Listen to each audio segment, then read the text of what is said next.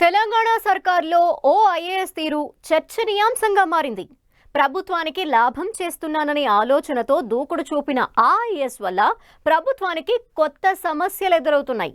ఎంకి పెళ్లి సుబ్బచావుకొచ్చిందన్న సామెతల రాష్ట్ర ప్రభుత్వమే చుక్కలు లెక్కిస్తోందట. ఏదో అనుకుంటే ఇంకేదో అవటంతో ఆ ఐఏఎస్ కూడా అయ్యా ఎస్ అనాల్సి వస్తోందంటున్నారు.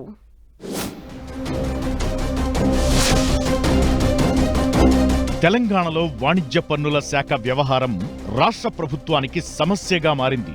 రాష్ట్రానికి చెందిన కొన్ని సంస్థలు 1400 కోట్ల రూపాయలకు పైగా జీఎస్టీ ఎగవేతకు పాల్పడినట్లు వాణిజ్య శాఖ అనుమానం వ్యక్తం చేసింది. మొత్తం 11 సంస్థలు ఎగవేతకు పాల్పడినట్లు కమర్షియల్ ట్యాక్స్ కమిషనర్ టీకే శ్రీదేవి గుర్తించారు. దీంతో జాయింట్ కమిషనర్ రవితో సిసిఎస్ పోలీసులకు ఫిర్యాదు చేయించారు.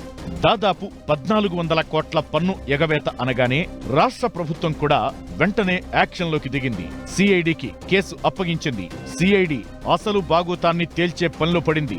మాజీ సిఎస్ సోమేష్ కుమార్, రాష్ట్ర జీఎస్టీ అదనపు commissioner Kashi Visweswararao, joint commissioner Sivaram Prasad, Hyderabad IIT professor Shobhan బాబులపై కేసు నమోదు చేసింది సిఐడి. ఇలా ఈ కేసులపై సిఐడి కూపీ లాగుతుండగానే సెంట్రల్ జీఎస్టీ ఎంట్రీ ఇచ్చింది. ఎగవేత మొత్తంలో సగం తమకు రావాలని, పన్ను ఎగవేతదారుల పేర్లు ఇవ్వాలని లేఖ రాసింది. ఇక్కడే అసలు ట్విస్ట్ బయటపడడంతో ప్రభుత్వ పెద్దలు, అధికారులు తలలు పట్టుకుంటున్నారు. భారీ మొత్తంలో పన్ను ఎగవేశారని ఫిర్యాదు చేసిన జాయింట్ కమిషనర్ రవిని సిఐడి విచారించగా తన వద్ద ఆధారాలేమీ లేవని ఆయన చెప్పడంతో పోలీసులు కంగుతున్నారంటున్నారు. తనకు అప్పటి కమిషనర్ శ్రీదేవి చెబితేనే ఫిర్యాదు చేశానని, అంతకు మించి తనకేం తెలియదని జాయింట్ కమిషనర్ చెప్పడంతో పోలీసులు కంగుతున్నారు. పూర్తి సమాచారం లేకుండానే కేవలం అనుమానంతో కేసు పెట్టడంపై ప్రభుత్వ పెద్దలు సైతం గుర్రుగా ఉన్నారంటున్నారు. పైగా పన్ను ఎగవేశారని ఐఏఎస్ అధికారి టీకే శ్రీదేవి అనుమానం వ్యక్తం చేసిన సంస్థల్లో కొన్ని ప్రభుత్వ సంస్థలు ఉండటంతో ఏం చేయాలో తేల్చుకోలేకపోతున్నారు పోలీసులు.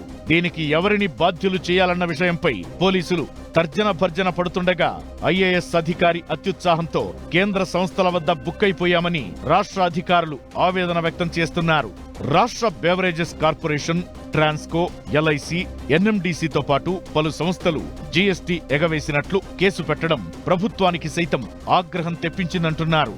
దీంతో ఐఏఎస్ అధికారి శ్రీదేవిని అప్రాధాన్య పోస్టుకు బదిలీ చేసింది ప్రభుత్వం. ఇదిలా ఉంటే ఉరుము ఉరిమి మంగళం మీద పడిన చందంగా సెంట్రల్ జీఎస్టీ అధికారులు రాష్ట్ర ప్రభుత్వం వెంట పడుతున్నారు. ఎగవేసిన 1400 కోట్ల రూపాయల్లో సగం కేంద్రానికి వస్తుందనే ఆలోచనతో ఎగవేతదారుల పేర్లు చెప్పాలని సెంట్రల్ జీఎస్టీ అధికారులు కోరుతున్నారట. దీంతో ఎవరి పేర్లు సూచించాలో తెలియక ప్రభుత్వం తర్జన భర్జన పడుతోందంటున్నారు. తమ వద్ద ఆధారాలు లేవంటే ప్రభుత్వం పరువు పోతుందని టెన్షన్ పడుతున్న అధికారులు ఈ గండం నుంచి బయటపడే మార్గాలను అన్వేషిస్తున్నారు.